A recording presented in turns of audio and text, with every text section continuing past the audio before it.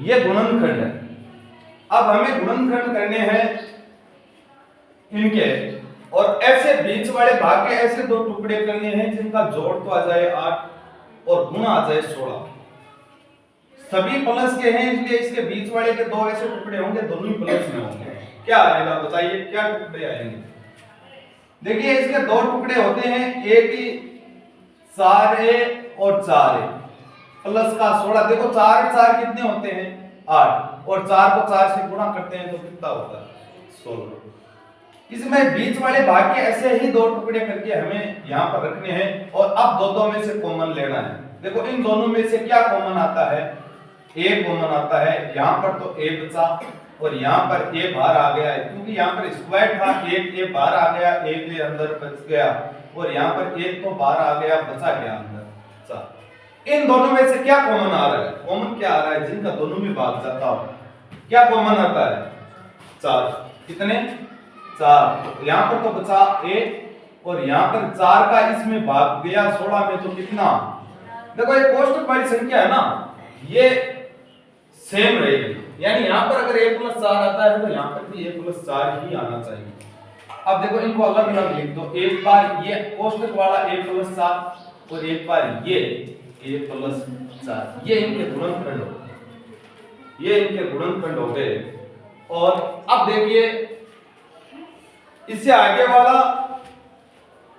p² - का 10p plus का 25, यहां पर चिन्ह प्लस प्लस के थे, यहां पर चिन्ह है माइनस का, लेकिन ध्यान रखना बीच में अगर माइनस का और यहां पर प्लस का हो ना, तो दोनों टुकड़े होंगे जो माइनस के लिखने पड़ेंगे अपना, क्योंकि तभी गुणा होकर यहां पर प्लस आता है।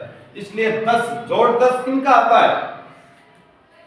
5 और 5 का, 5 और 5 10, और 5 और 5 को गुणा करेंगे तो कितना? 25। इसका मतलब अगर देखो p², इनको दोनों को माइनस में लिखना पड़ेगा, 5p माइनस का 5p और प्लस का 25। बताइए इन दोनों में क्या कॉमन आता है? p। यहां पर तो बचा p और यहां पर बचा p, बाहर आ गया तो अंदर क्या बचा? 5। और यहां पर क्या लोगे? माइनस का लोगे, प्लस का? माइनस का, क्योंकि यहां पर देखो अपने को कोष्टक में माइनस का 5 चाहिए, और ये तब भी आएगा जब यहां पर माइनस का p नहीं लेना है आपको, माइनस का 5 बाहर लेना है। यहां पर तो बचा p, इस प्लस की जगह ये माइनस बाहर लगा दिया, इसका मतलब इनके चिन्ह चेंज हो जाएंगे, और 5 में 5 का भाग गया तो कितना बचा? 5। अब देखो कोष्टक में दोनों सेम है, इसका मतलब दो इसके गुणनखंड हो गए, एक तो ये p - 5 और एक ये p, और यहाँ पर जो संख्या है वो लिख दो p - 5, ये गुणनखंड हो गया। इसके बाद देखो ये है p² - का 9, इसमें तो ये बहुपद दिख ही नहीं रहा है क्या? अरे इसमें इन जैसा है क्या ये? इसका लिए नहीं है, तो p² - का 9, इसका मतलब आप इसको इस प्रकार से लिख सकते हो, p² - 9 को क्या लिख सकते हो?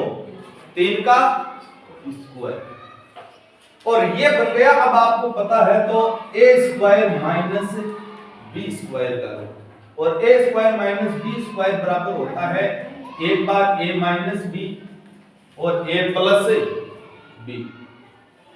देखो यहां पर a की जगह तो p है, b की जगह 3 है, इसका मतलब आप इसकी जगह लिख सकते हो एक बार p - 3 और एक बार b प्लस, ये सीधे गुणनखंड होते हैं, ये सर्वसमीका से होते हैं।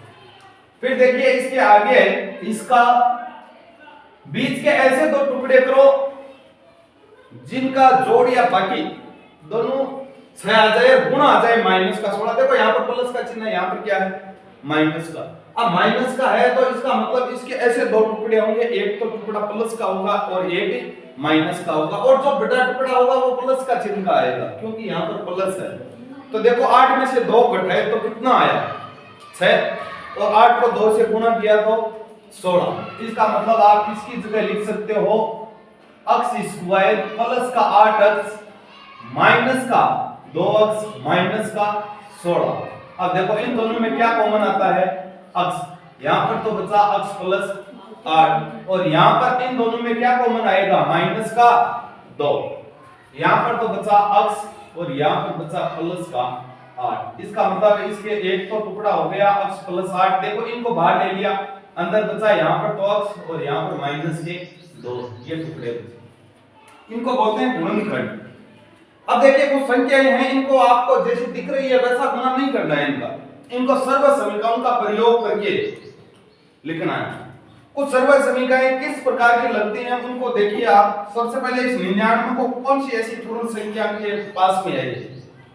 10 के है, 50 के है, 100 के है, 200 के है, किसके पास में है? 100 के। मतलब इस 99 को मैं क्या लिख सकता हूं? 100 माइनस 1 का स्क्वायर। अब ये किस रूप में बन जाता है? ये देखो a माइनस बी की होल स्क्वायर, ऐसी सर्व समीकरण आपने देखी होगी।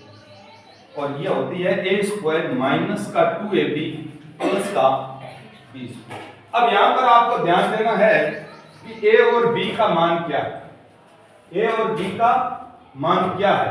तो देखिए a की जगह तो है 100 और b की जगह क्या है? 1। तो इसका मतलब है इस 100 माइनस 1 का स्क्वायर का ये विस्तारित रूप है, इसमें लिखो आप। a की जगह यानी 100 का स्क्वायर करो, 2ab 2 गुणा a को और b को गुणा करो, यानी a की जगह 100 है, b की जगह 1 है, प्लस b स्क्वायर b की जगह 1 का स्क्वायर। अब देखो 100 का स्क्वायर मतलब 2 शून्य है और 2 और लगा दो, वो स्क्वायर हो जाता है, यानी 1 के आगे 4 शून्य लगा दो, माइनस 2 को 100 से और 1 से गुणा करोगे तो 200 और प्लस का 1 का स्क्वायर क्या होता है? यानी 10,000 है ये, इसमें से 200 घटाओ और 1 जोड़ो। 200 घटाओगे तो बनेगा 9,800 और 1 जुड़ेगा तो आ जाएगा 9,801। उसके बाद अगली देखो, इसमें दो संख्या है, लेकिन ये दोनों ऐसी कौन सी संख्या के पास में है?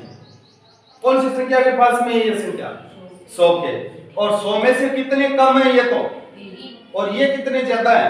यानी 3 ही तो कम है, 3 ही ज्यादा है। इसका मतलब इसको ऐसे लिखो 100 माइनस 3 और 100 प्लस 3। ये देखो ये बन जाती है a minus b, a plus b का रूप में। और ऐसी सर्व समीकरण आपने देखी होगी a square minus b square, यानी a का स्क्वायर कर दो और b का स्क्वायर कर दो। यानी a की जगह यहाँ पर 100 है और b की जगह यहाँ पर कितना है? 3 है। यानी आपको करना है 100 का स्क्वायर माइनस 3 का स्क्वायर। अब बताओ 100 का स्क्वायर कितना हुआ? अभी किया है, कितना हुआ? 10,000। और 3 का स्क्वायर कितना हुआ? 9। यानी 10,000 में से 9 कटेंगे, कितना बचेगा? 9,991। कितना? 9,991। फिर देखिए ये आगे वाला, यहां पर देखो एक कम था और यहां पर 2 क्या है? 100 से ज्यादा। इसका मतलब इसको मैं ऐसे लिख सकता हूं 100 प्लस 2 का, लिख सकता हूं कि नहीं? और वो सर्व समीकरण लग जाएगी अब की बार a प्लस b का स्क्वायर बराबर a square plus 2ab plus b square.